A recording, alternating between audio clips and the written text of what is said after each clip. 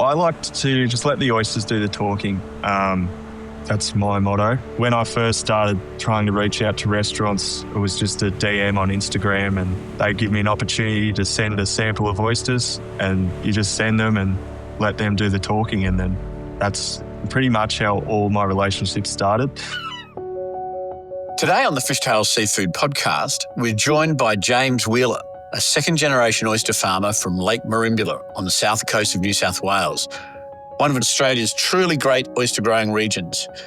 James grew up surrounded by the rhythms of the estuary, the demands of the farm and the legacy of his father, Hugh Wheeler, widely regarded as one of the great visionaries of the south coast oyster farming industry. Hugh helped shape not only the family business, but the broader reputation of the region through his commitment to quality, innovation and belief in the extraordinary potential of the Australian oyster. While James' early ambition was to become a professional golfer, the pull of the water, the family farm and the pursuit of excellence ultimately proved stronger. Today, he brings a fresh perspective to the industry, shaped by both heritage and ambition, and driven by a clear commitment to producing oysters of real character, provenance and quality. In many ways, James represents the next chapter of a remarkable family story, carrying forward the values, standards and passion that have helped define Merimbula oysters for generations. I'm James Wheeler, a second-generation oyster farmer located in Merimbula on the Sapphire Coast of New South Wales. So, mate, so those people who don't know about Wheeler's Oyster Farm, can you give us a short version of who you are and what the business is all about? So being second generation, Dad started the business back in 1983 just on a whim, really, because his old man gave him the guidance to start oyster farming. He wasn't sure what he wanted to do and just was like me, just floating around in his early 20s, and the opportunity arose. He loved the outdoors, so oyster farming was great for that. The lifestyle was really good for him. As he got older and matured, obviously you got to have a family and more responsibilities. So he decided to open a kiosk, we called it. It's like a small 40-seater kiosk, really. Served prawn rolls and oysters, all the toppings, that sort of thing, doing oyster tours as well, so focused on tourism. That went really well, and then progressed into the Wheeler's restaurant, which was a 140-seater restaurant, takeaway shop, again with the tourism, doing factory tours of the oyster farm. And then, that's when I sort of came into the picture, just at the end of Dad's cycle at the restaurant. I wanted to be a pro golfer, so I was just not doing much, playing a lot of golf, and Dad said, you got to start paying your way, mate. So I started to come to work with Dad, and, working with your family isn't always as great as they always say, but, tough boss. You can be as hard as you want, sort of on your son rather than employees. So I was always getting the blame for everything. But it sort of shaped me to the sort of man I am today, just driven in progressing the business in different directions which Dad was the same as me when oyster farming was just, really, really a tough way to make a living. So he sort of said, let's get into tourism and into the restaurant. So I'm sort of doing the same thing, but a different direction, sort of direct to restaurants, dealing with some of the best chefs in Australia. And then also doing oyster farm tours out in the lake, showcasing the beautiful place we live in. Speaking of Lake Merimbula, what does it mean to you both personally and professionally? Growing up, living in Merimbula Beach, which is pretty close to Merimbula, so always living on the water, always used to surf, always used to go fishing, boating, that sort of thing. So it's always been a part of my life. And going into now professionally, we really strive to promote the beauty of Merimbula, because I've travelled around the world and keep coming back to this place and going, we're so lucky to live in a place like this. So it's trying to showcase it to the rest of Australia and promote Merimbula as a tourism destination. And because oysters are such a big producer out of Merimbula, they should go hand in hand. So yeah, just promoting Merimbula through the oysters, and then also trying to tie it all in when you're selling these oysters to the head chefs as something a bit more special. You can come down and experience the lake, and we have a little story we tell when they come out. So they all seem to enjoy it. It's fantastic. Just stepping back a bit, tell us about Lake Merimbula. Explain where it is and what its water source is, and what it's like as part of your daily life. Yeah, so Merimbula is quite a small estuary in terms of lakes that farm oysters. Our catchment's very small, so usually if we have rain events and things like that, it doesn't affect us too much. I've only ever seen the water flowing from flooding once in my time, which is over 15 years now. So it gets huge tidal flushes twice a day, 2 metre tides.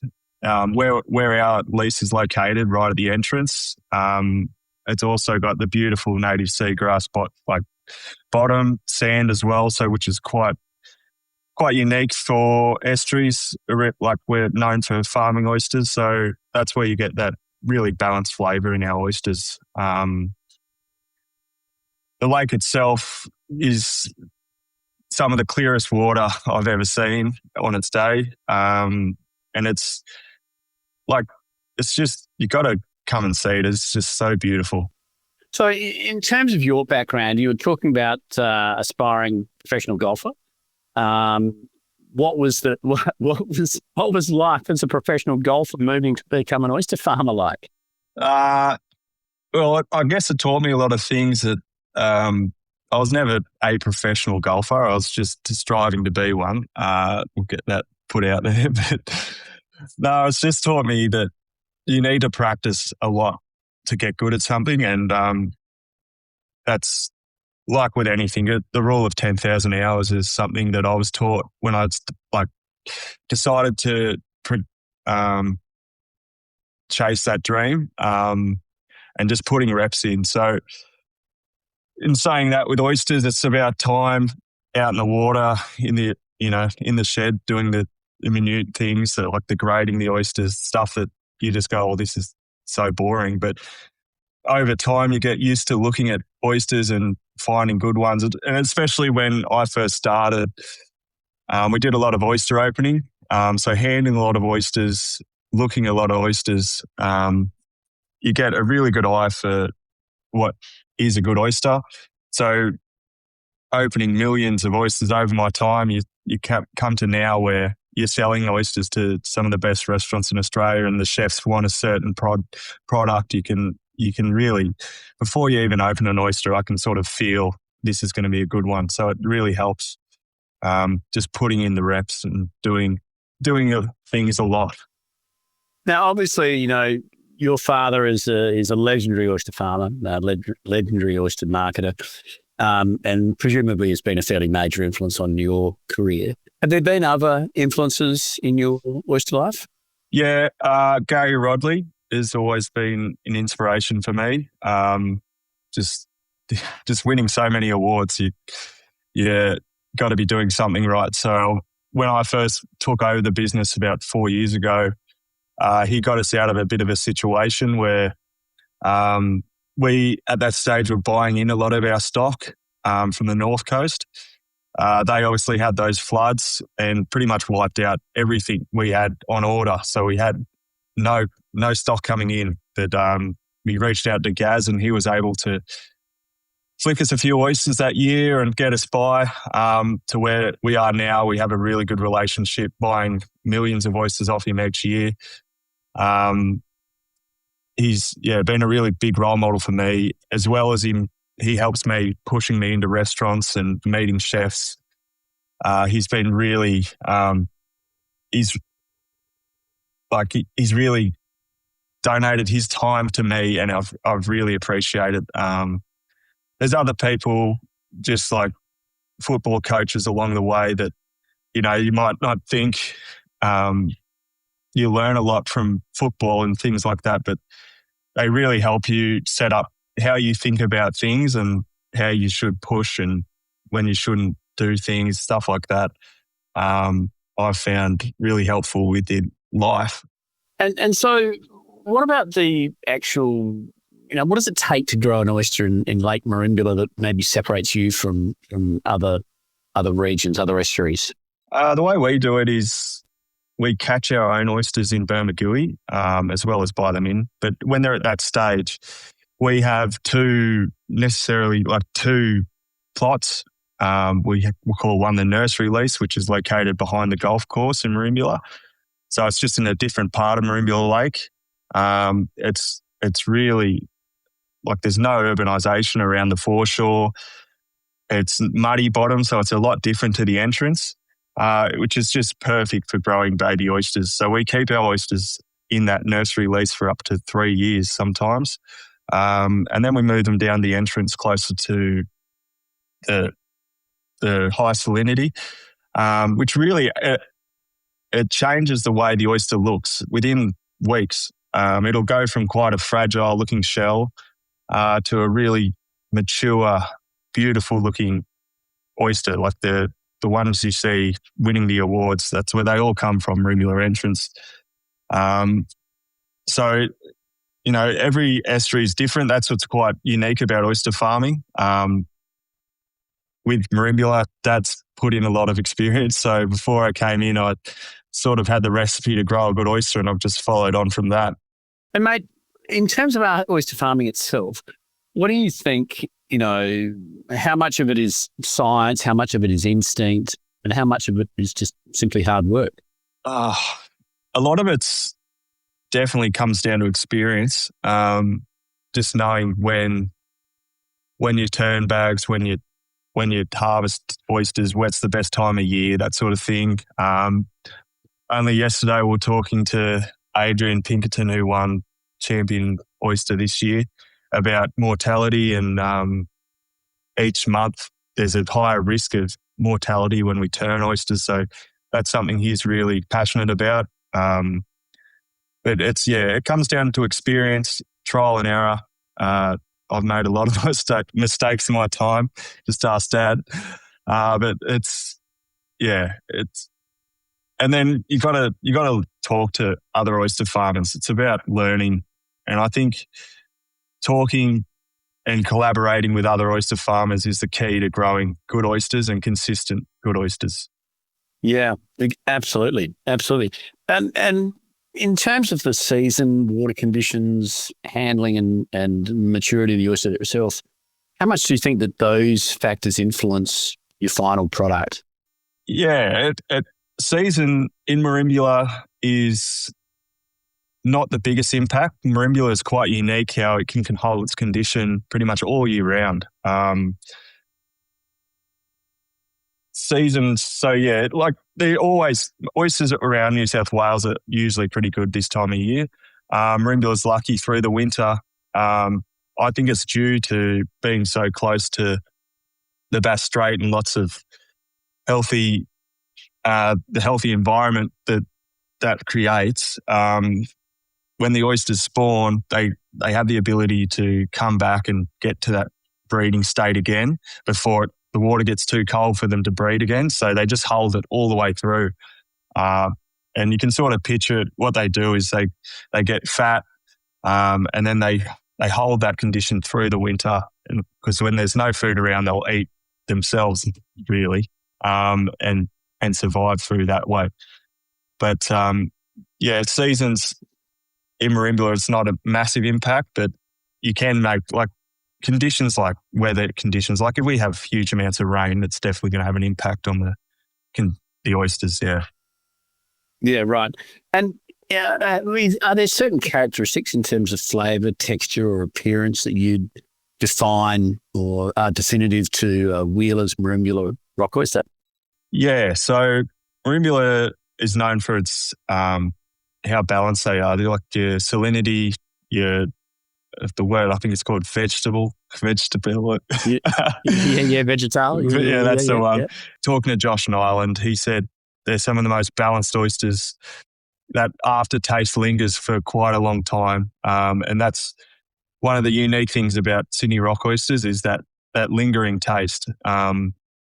It all comes down to it's the lake, the surroundings, the the seabed, all this stuff that influences the flavour of oysters. And Merimbula is sort of in that Goldilocks zone where everything's just right. We're like extremely lucky from where we are. Now, you mentioned that you've been sort of pivoting the business into a more direct sale program, and Josh Nyland and other chefs that you service directly. How do you find dealing with the chefs directly? I mean, it's it's not. I was in distribution for a long time. It's a bloody hard job. Yeah, I really enjoy it. I've met a lot of really good people doing it already. Haven't really had any bad experiences yet. But it's really cool seeing your product, on the top shelf of the best restaurants in Australia. And even seeing your name on menus and things, and people call you and say, "Oh, look, your name's on this menu in Margaret and Double Bay," and it's so cool coming from like a small coastal town. And like we just had Joe Greenwood come down with Kieran from St. Peter.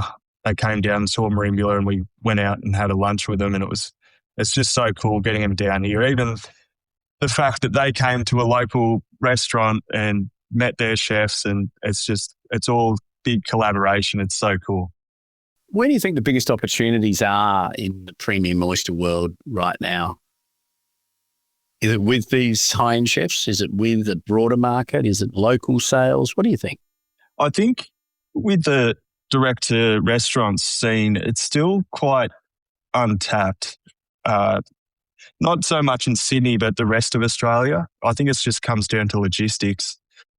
But I think dealing direct with chefs, although it is a bit trickier on our end, like there's more boxing and things like that, but it also brings in the element of provenance more so. Like you're not just getting a Merimbula oyster, you're getting a James or Wheeler's oyster. And I sort of dream to sort of work on in the next few years is really working on everyone's profile. So like having social media, doing podcasts, things like this, promoting your farm, and having your story.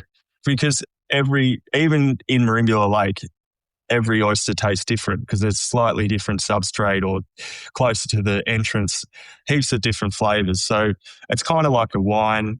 You don't just go, "Can I have a Barossa Valley?" You say, "Can I have a Penfolds?" And then you even go further down the line and it's a brand off Penfolds. It's a whatever, Hermitage or whatever it is. But there's a huge opportunity in marketing, I think. And that's just coming down to people willing to take a punt and putting themselves out there in the public eye. Do you think the industry's done a good enough job in telling the story about, sort of provenance and season and variability? I think it's improved from the time I started, but, can always improve on things.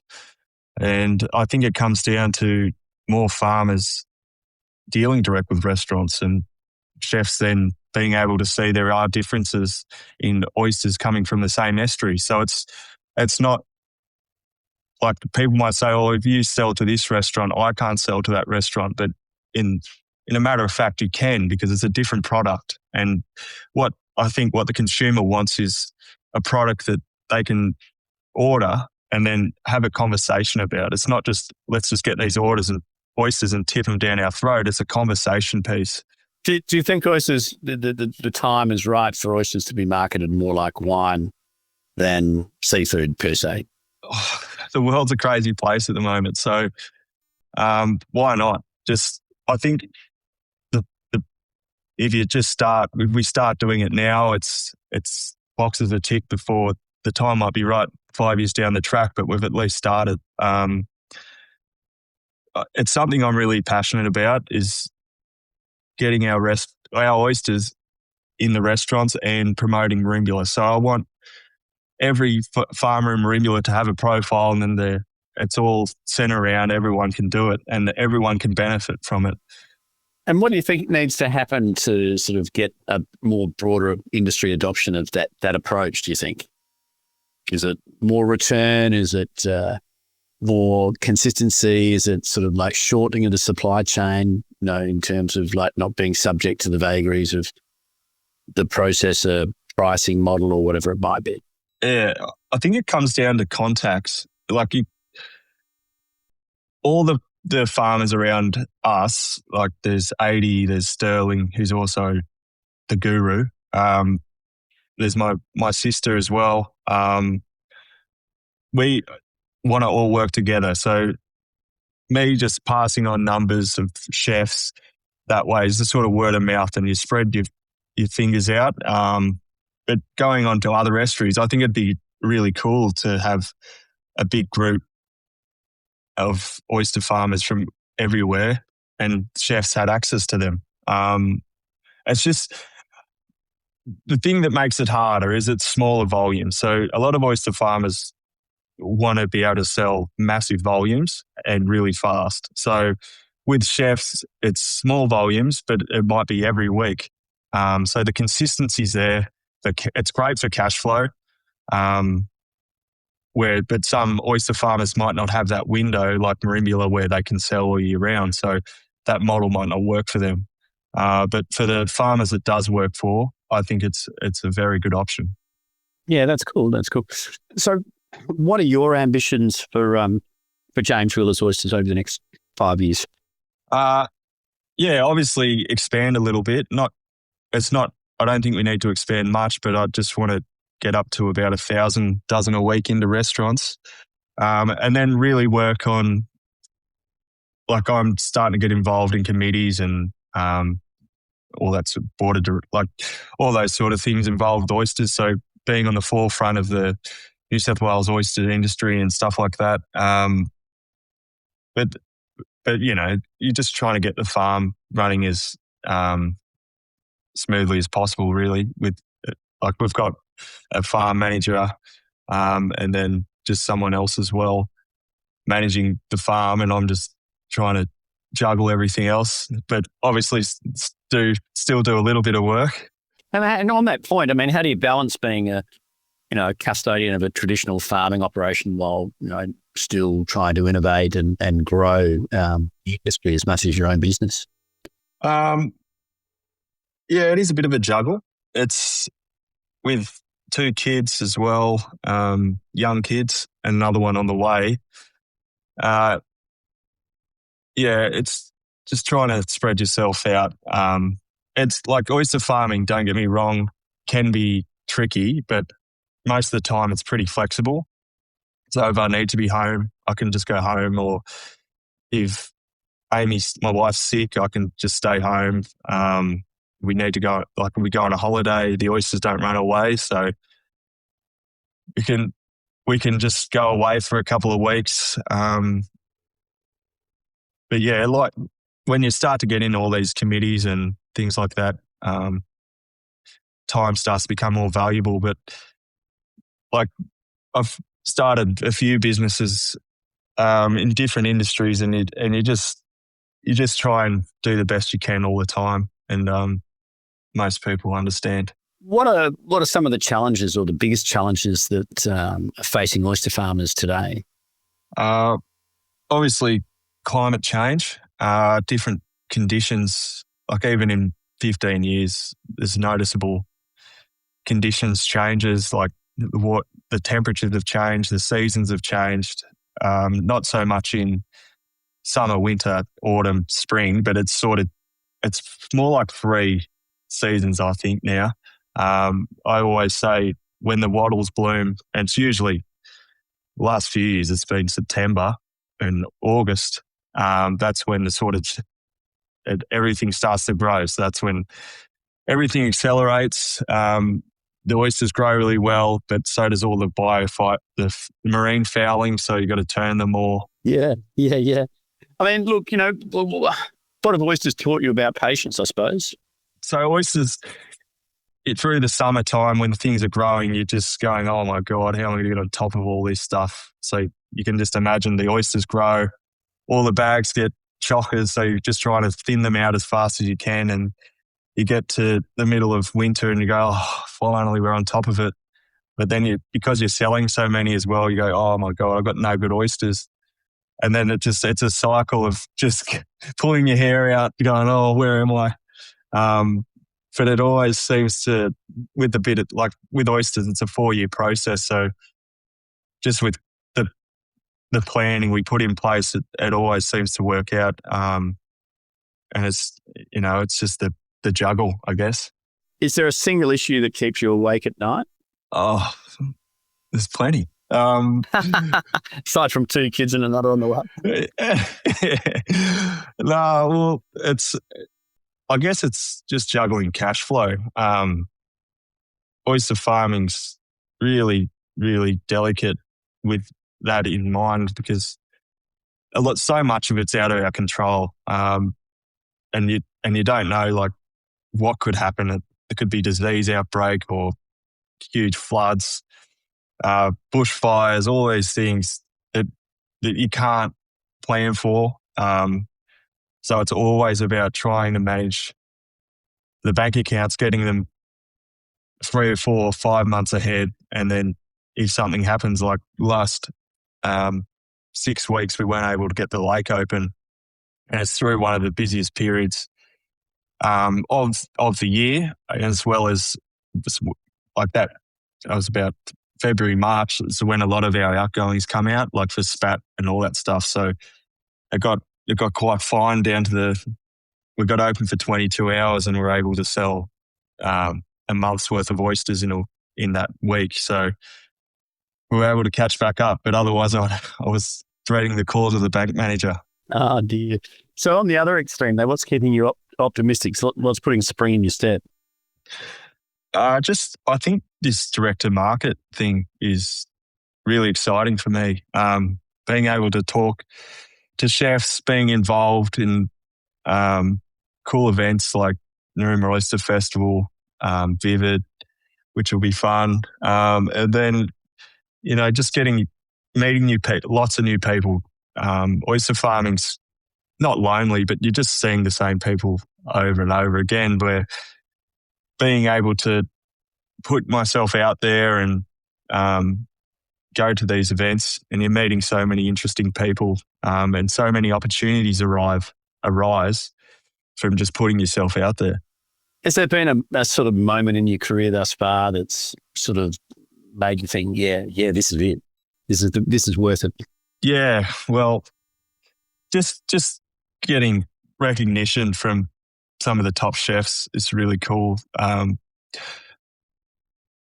a massive fan of food and restaurants and all that sort of scene. So just even meeting Josh Nyland or Neil Perry, it's pretty cool for me. It's like meeting a football player or whatever. But and being able to help colleagues do the same thing, I think that's pretty rewarding. In terms of you selling an oyster, a Wheeler's Merimbula oyster to someone who's never had one before, what are the key characteristics that you like to put behind your oyster? Its culinary capability. I like to just let the oysters do the talking. That's my motto. When I first started trying to reach out to restaurants, it was just a DM on Instagram, and they'd give me an opportunity to send a sample of oysters, and you just send them and let them do the talking. And then that's pretty much how all my relationships started. So, and then it's just about consistency. It's what I can produce week in, week out, if the lake's open, obviously. And, the open relationships we have with the chefs, if they're not good enough, I'll just let them know. And they seem to really appreciate the honesty. And I think that's the best policy. Yeah, fantastic. And so, mate, what does success look like for you? What's your ambition for the next 5 years, for say? That's a very good question. I guess establishing Wheelers as one of the top brands and most recognisable brands in oysters and even in seafood would be pretty cool. Coming from a small family-owned business, and I think that is achievable. We just got to keep doing podcasts, keep doing videos with really good videographers, and keep pursuing the social media side, and and then also helping other farmers around us do the same thing. I think that's my ambition. It's not just all about personal success, but it's about industry success. What is so encouraging is seeing the next generation of oyster farmers step forward with real purpose and professionalism. In James, you can see that both the influence of a great legacy and the energy of a new generation determined to keep lifting the standards. The foundation laid by Father Hugh as one of the true visionaries of the South Coast has clearly not been lost, and it's being carried forward with care, pride and ambition. The commitment, passion and professionalism of young oyster farmers like James augur extremely well for the future of the oyster industry. They are not simply inheriting a tradition, they are building on it, refining it and ensuring that the knowledge, discipline and belief of those who came before them continue to evolve. If the future of great Australian oysters is in the hands of people like James, then it is a future that should give the whole industry enormous confidence.